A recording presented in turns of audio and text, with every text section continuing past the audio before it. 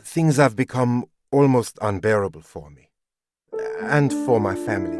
Nothing has helped. I guess that's why I'm here. So, if I just talk about my troubles, you'll be able to use it later to help with the procedure? Seems hard to believe, but you're the experts. I think many of my issues started when I was young. So, why don't we start with my childhood days, yes? Okay, let's see. I was raised in a lovely cottage in rural Germany. We didn't have much, but my twin sister, our father and I got by. There was actually a great famine for much of my early childhood, and often we went without food. I had many happy moments with my family, but the darkest times began when my father remarried. My stepmother always resented my sister and me. We didn't like her much either, to be honest. God, she was horrible. Sometimes she would take my sister and me out for long walks in the forest, and then she'd hurry home. My sister and I couldn't keep up, and we'd often get lost. We learned to leave a trail of whatever we could find on those walks to help us get home. I guess, in some ways, our stepmother helped us become resourceful like that. My sister is a real fighter. The kind of woman any girl or boy could look up to. She volunteers to work with various youth organizations now. Enough about her. Okay, what else? Maybe I should talk about my feelings, yes? You may find it hard to believe, but I've always struggled with various eating disorders and anxiety around food. Eating anything rich makes me feel scared and anxious. It's hard to describe. My sister has actually experienced similar issues, and it has worsened for us both as we've gotten older. That's not normal, now, is it? We've seen countless doctors about this in the past. They've determined that our issues may be trauma-related, but have yet to help us sort out the underlying source. They have yet to fix us. That's why we're here.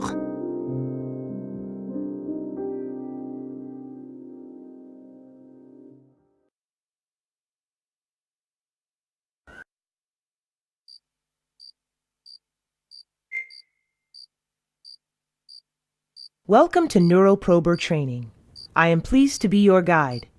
When I'm speaking, you can always make a left trigger press motion to skip the instruction.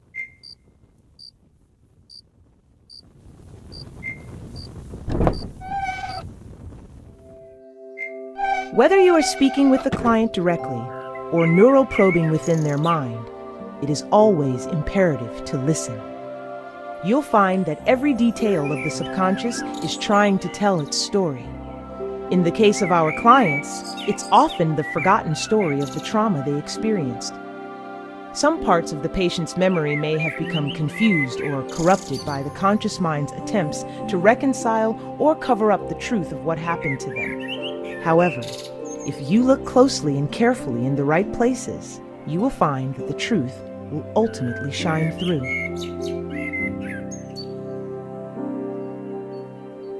Some parts of the subconscious allow you to interact with them, while neuroprobing, make an A button motion to engage with it.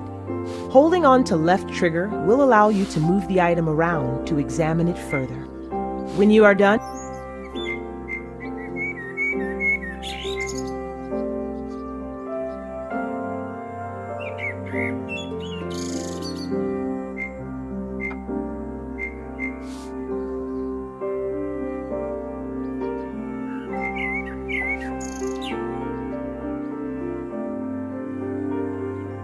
while neuroprobing, you will encounter objects that look like photographs. This is how your consciousness interprets the concrete memory moments it finds within the client's psyche. Typically, there are about 10 of these memory photos found in each psyche. The mind can hold on to only so much. You'll find that half of these photos present an actual moment relating to the trauma, The other half tend to be false memories created by the client's conscious mind. It will ultimately be up to you to determine which are which. More on that later. When you acknowledge a memory photo, it will surface more prominently in the client's psyche, and at that point can be found in a safe area of the mind, often where you begin within the client's mind. When you have found all 10 photos, you must put 5 of the memories that actually represent the trauma in the proper order. Doing so will, at last, fully release the memory to the client's conscious mind. Often he or she will experience a breakthrough at this moment. That breakthrough is what every neural prober lives for and is the key to the client finally being able to work towards true recovery.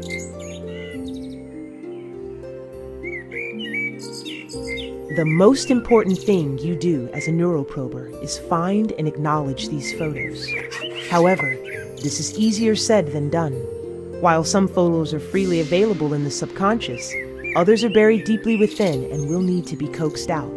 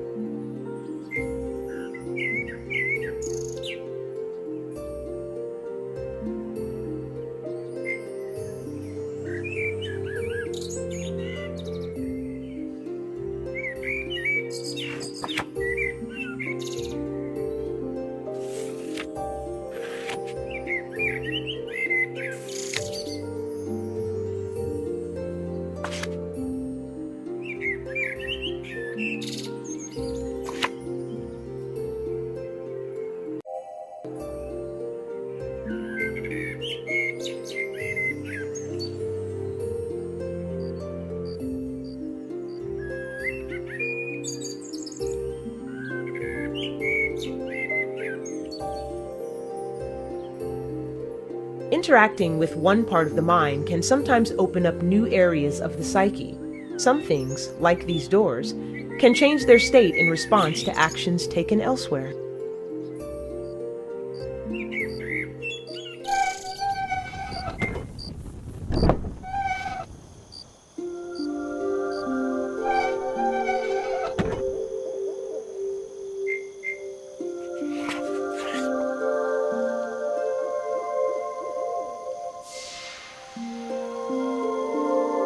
The subconscious doesn't take kindly to intruders and will take every opportunity to feed off of any sensations of anxiety or tension you offer to it. If you can, try to stay calm and peaceful, even in the face of terror.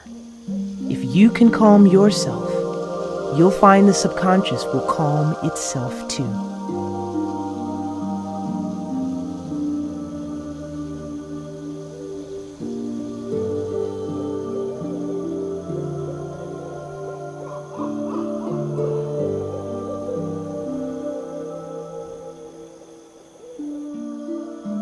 Here is an example of an especially buried memory. Some details of a given trauma can be especially tenacious, but by gently and cleverly listening to the clues the mind gives you, you will find all you need to work through it. Just think of it as a puzzle for you to solve. When you focus on these puzzles, make a left trigger motion if you need to break your concentration.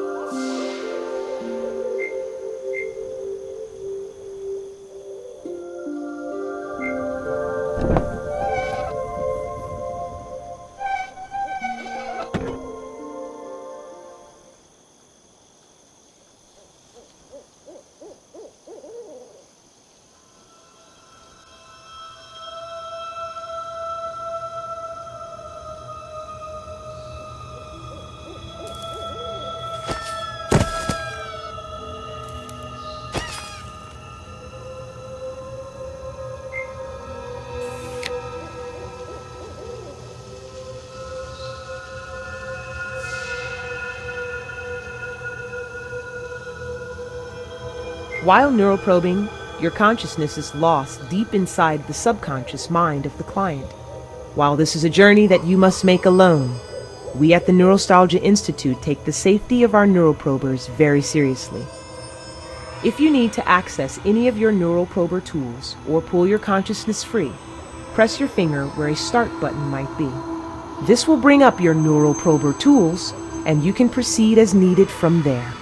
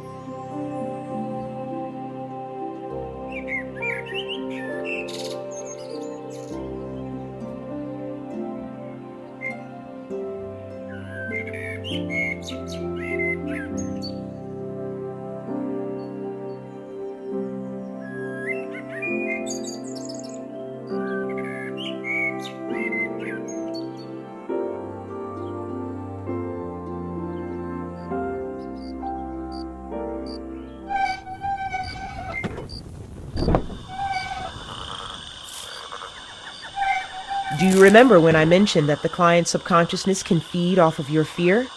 Some especially vulnerable areas can be very sensitive and dangerous. When you place your consciousness in another's subconsciousness, there is a risk of you getting hurt, of the pain and turmoil of the client's subconscious drawing your own mind into its agony. You must be brave in these areas despite the risk. You must stay calm. Should you let your fears get the best of you, it will be incredibly difficult to proceed unharmed.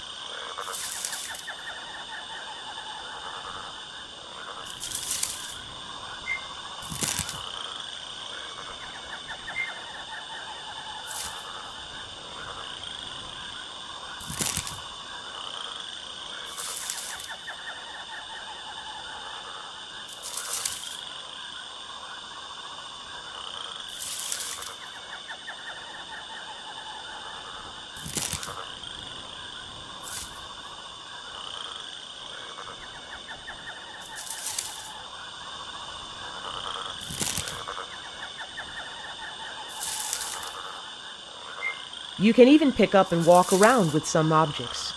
To do so, interact with it and then start walking while holding on to it,